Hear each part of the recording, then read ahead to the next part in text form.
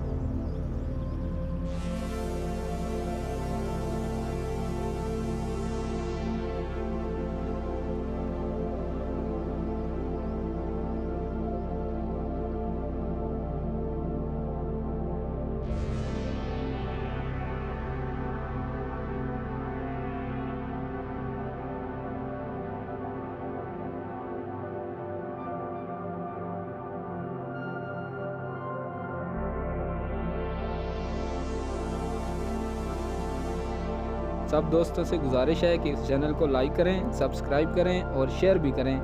साथ में bell icon को भी प्रेस करें ताकि आपको इस तरह की और वीडियोस देखने को मिलती रहें।